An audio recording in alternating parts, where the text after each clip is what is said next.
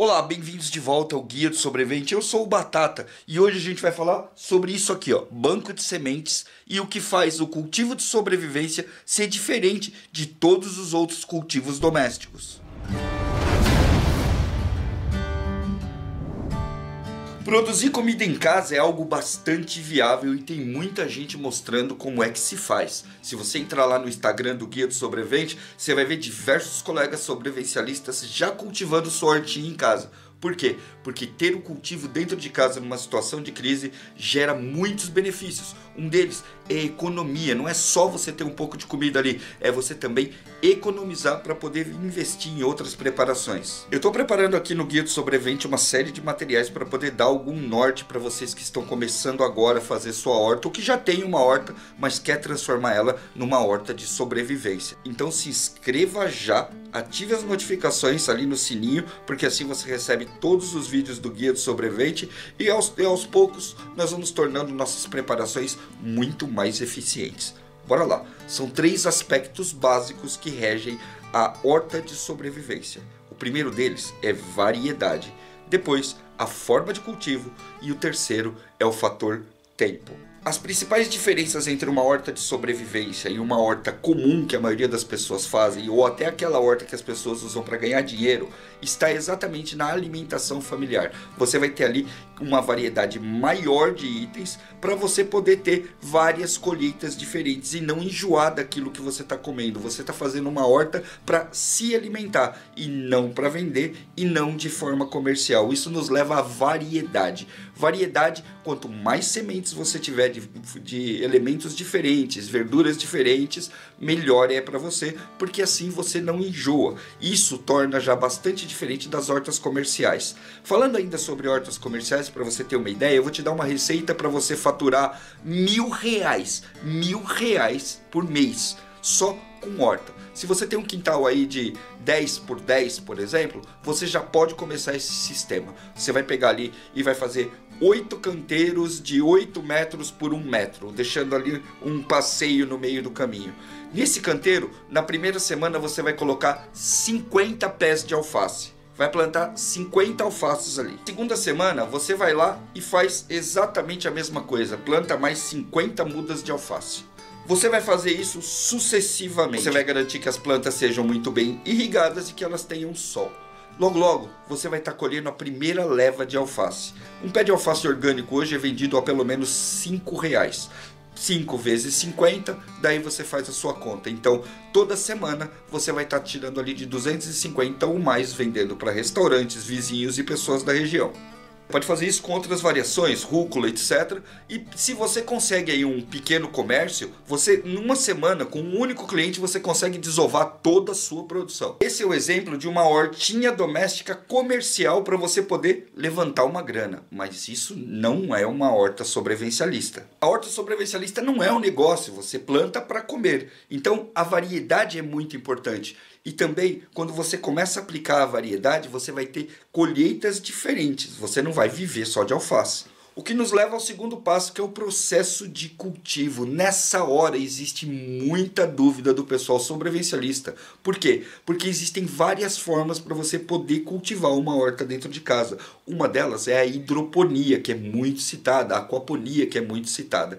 Isso vai funcionar? Sim, funciona bastante. Porém, ele é limitado, ele vai te limitar em variedade. Não é tudo que você consegue plantar na hidroponia. E a hidroponia depende de energia elétrica e também de fatores externos, como os nutrientes para as plantas. Não são formas de cultivo sustentável. E a grande maioria das receitinhas caseiras para você poder fazer uma hidroponia não vai trazer tanto benefício. Realmente as plantas são bem menores do que aquelas que vocês obtêm na terra.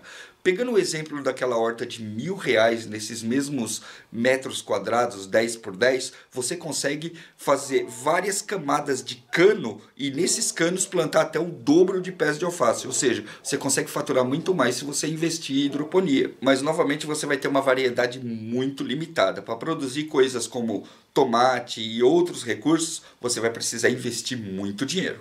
A horta de sobrevivência tem que seguir princípios muito simples e suficientes. Você tem que ser autossuficiente no seu cultivo. Armazenar água, o produtor consegue e você também consegue armazenar sementes, não é tão complicado assim. E a terra sempre pode ser renovada com um pouco de reciclagem, com um pouco de compostagem doméstica. Então, a princípio, quanto mais autossuficiente for a sua horta de sobrevivência, melhor ela vai ser para sua família. O terceiro fator muito importante para uma horta de sobrevivência é o tempo. Tempo e planejamento. Você vai planejar direitinho o que você vai colher e quando você vai colher. Lá naquela horta para você faturar dinheiro, você precisa planejar certinho onde você vai colocar os alfaces, em que tempo você vai colocar para poder ter uma colheita toda semana e não perder os seus clientes. Na horta de sobrevivência, você vai ter uma colheita diferente, de elementos diferentes de horta a cada semana, para você não enjoar, para você ter bastante variedade no seu cardápio. A horta de sobrevivência também tem que abastecer a sua família de ingredientes variados e nutrientes variados. Tem muita gente que entra em comunidades e tudo mais, começa a plantar, poxa, isso é muito legal, mas não existe um plano, não existe uma regra de nutrientes, um estudo de tempo para a hora que você vai fazer essa colheita. Então não é muito freestyle, não é muito chegar e sair fazendo, você tem que ter um bom planejamento. Esse planejamento geralmente começa com um belo banco de sementes. Essas sementes você compra no comércio, em supermercados, ou vai captando sementes crioulas ao longo do tempo. Sementes crioulas ou ancestrais são aquelas que continuam rebrotando sem nenhuma interferência genética, química ou de grandes empresas. Eu vou mostrar para vocês o meu banco de sementes planejado por tempo. É um banco de sementes totalmente montado com sementes comerciais que você acha em qualquer supermercado por aí. As sementes crioulas ou ancestrais são mais difíceis, então não vale a pena ficar mostrando porque não é todo mundo que vai conseguir. Vamos lá? Eu separei para vocês aqui 3 linhas de tempo diferentes de produção dentro de um quintal. Então olha só, no primeiro momento você vai ter aqui tudo que é muito rápido de ser produzido. Geralmente são as folhas. Folhas têm um desempenho muito grande. Também no meu planejamento, vocês vão ver que aqui tem bastante semente de rúcula, eu coloquei o baby leaf, porque é o que produz mais rápido e mais gasta bastante semente. Brócolis, rúcula, alho poró e outros temperos. Aqui você pode colocar salsinha, cebolinha e outras coisas que vale muito a pena manter um canteiro. Você vai ter chicória, alfaces de vários tipos, salsa.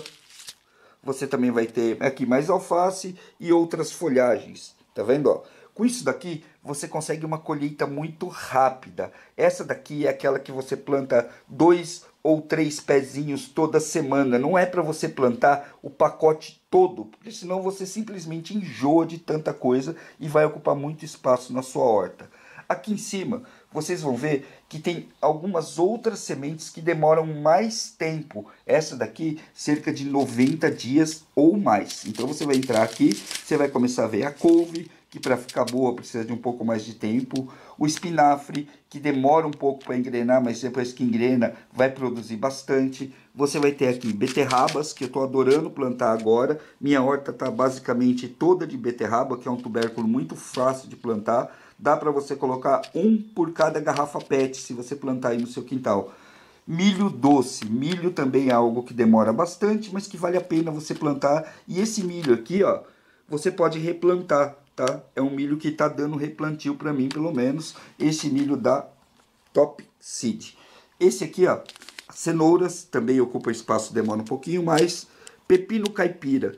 Esse daqui é um cultivo que vale bastante a pena, é uma planta resistente. Você coloca aí na sua horta e você vai ter várias colheitas de pepino. Lembre-se, você precisa de um pé de pepino, não muitos pés de pepino, e dá para verticalizar. Essa daqui é o quiabo, é uma planta um pouquinho maior, mas que vale muito a pena você plantar porque produz bastante um único pé. Isso vai precisar de um vaso, ou se você tiver no chão, põe numa área que fique mais nos cantos da sua horta. E repolho, que demora bastante, mas que vale a pena porque é uma baita comida de sobrevivência, correto? Aqui nós chegamos numa categoria que demora mais, mas que é bastante rentável. Tomate. O tomate é uma das frutas que tem mais variação de preço no mercado, então, por conta dos nutrientes e dos usos que ele tem. Essas pimentas de vários tipos, tipo chapéu de padre, pimenta doce, também é muito interessante, você usa em muitas receitas, é boa para fazer recheada. Das frutas, uma das melhores é o maracujá, porque tudo que vem dessa fruta aqui você reaproveita. O talo, as folhas e até os frutos. Além de, um pé de maracujá ajuda a polinizar o seu quintal. Nós temos aqui o feijão de vagem, ocupa muito pouco espaço. Basta você colocar num vasinho e esticar uma linha que você vai colher muita vagem, algo que é bastante nutritivo. Pimentas variadas também demoram um pouco mais. Abóboras, essa daqui é uma que dá para você verticalizar. Você planta ela num vasinho, estica uns arames e você faz ela correr por cima da sua horta. Vale muito a pena, até para você poder controlar um pouco o sol e o clima. Essas abóboras aqui já são para quem tem um pouco mais de espaço. E essa daqui, para quem tem pouco espaço. Esse tipo de abobrinha aqui, essa mini abóbora, maranhão que eles falam, ela dá uma moita muito pequena e você consegue fazer isso num vaso dentro até da sua varanda do seu apartamento. Já essas aqui são abóboras para valer, daquelas grandonas mesmo, que você vai precisar de bastante espaço, mas que vale bastante a pena. E aqui nós temos também uma outra fruta que, se você tem espaço e água disponível, vale a pena você plantar, que é a melancia. Eu quero dar um destaque especial para isso aqui, ó, mamão. Mamão geralmente dá um tronco alto, mais ou menos dessa espessura e que produz muita fruta. Isso daqui, se você tem um canteiro, você pode plantar no meio do canteiro, que vai ocupar o espaço de um pezinho de rúcula, por exemplo. Vai funcionar muito bem, porque ele não faz tanta sombra assim na sua horta e ele vai produzir pra caramba. Berinjela é uma planta que ela vai fazer uma moita grande, mas ela vai ser semi-permanente. Você vai colher muita berinjela de uma única arvorezinha. O legal quando você faz um projeto de uma horta de sobrevivência é você desenhar tudo antes. Você faz um desenho simples ali dos seus canteiros e coloca tudo aquilo que você precisa. Dessa forma, você pode até intercalar entre produção de vegetais e verduras para comer e algumas ervas medicinais. Mas aí vai misturar tudo? Você mistura tudo, porque uma planta acaba protegendo a outra. Lá no site do Guia do Sobrevivente você vai ver uma tabelinha onde mostra quais plantas gostam de ficar do lado de outras plantas. A salsinha, por exemplo, é extremamente nociva para qualquer outra planta. Tudo que você plantar do lado dela vai mal pra caramba. Então é algo que você tem que colocar separado, não junto de outras plantas. Já rúcula, cebola, almeirão, alho poró, você pode plantar no meio de outras plantas tranquilamente, que são plantas que vão numa boa, sem atrapalhar ninguém.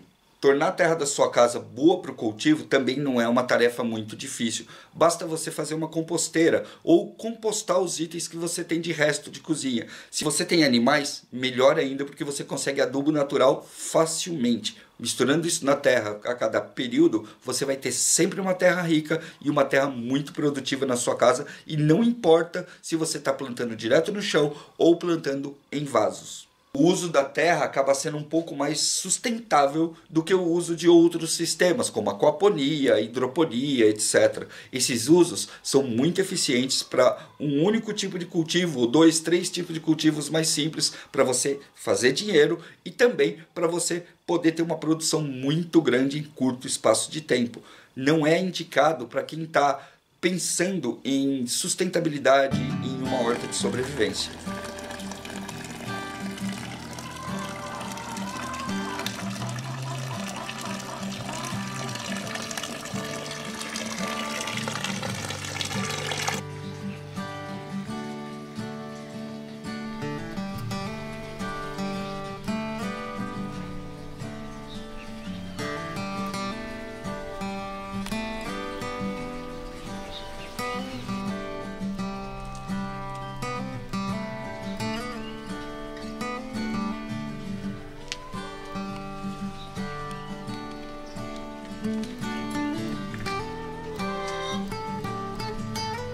Eu mostrei isso no Instagram uns tempos atrás e o pessoal disse que eu estava exagerando com a altura do pé de vagem.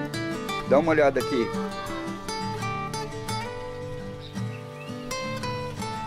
Já passou os 2,5 metros, quase 3 metros que a gente colocou aqui, e os outros estão indo no mesmo caminho. Dá uma olhada aqui, ó. É enorme. É enorme, mas ele é fininho, tá? Você pode plantar isso aqui num vasinho. Se você colocar a vareta certa aqui, você tem uma colheita simplesmente enorme. A previsão é que a gente consiga pelo menos umas 30 espigas de milho dessa plantaçãozinha aqui, ó. ali uma hora Pronobis, que está se misturando à nossa cerca. Olha só, dá uma olhada, a segurança que essa planta é. Parece um mega cacto. Vocês estão vendo? O tamanho dos espinhozinhos dela. Isso daqui se mistura a arame farpado, cerca elétrica e tudo mais que tem ali em cima. Também é uma baita fonte de comida. Ali nós temos abóboras, aqui uma série de batatas e inhames todos nos baldes. Isso daqui é uma amora silvestre. Vou mostrar para vocês aqui. Olha que show! São deliciosas, extremamente doces. Aqui nós temos um outro canteiro, esse daqui bastante variado. Já teve colheita aqui, agora vão ter pimentas.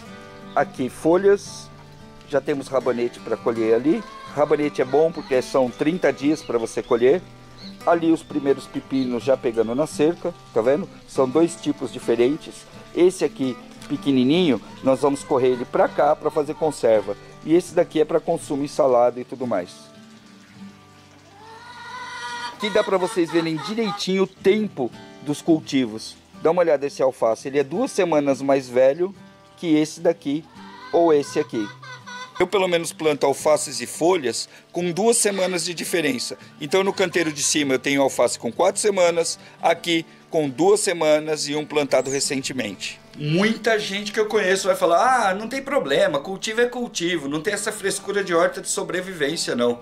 Mas tem. Coloca aqui nos comentários o que você pensa sobre isso. Você acha que a horta de sobrevivência tem que ser diferente da horta convencional ou até da horta para vender? Nota, nós não estamos dizendo aqui que você não tenha que produzir também para vender, porque essa é realmente uma saída bastante viável. Eu só estou querendo enfatizar que a horta de sobrevivência segue uma concepção diferente e regras diferentes. Diz aí o que você pensa sobre isso. Eu sou o Batata, esse é o Guia do Sobrevivente.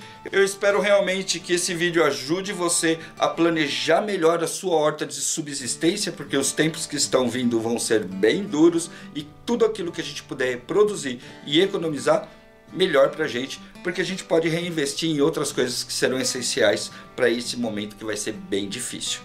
A gente se vê no próximo. Até mais.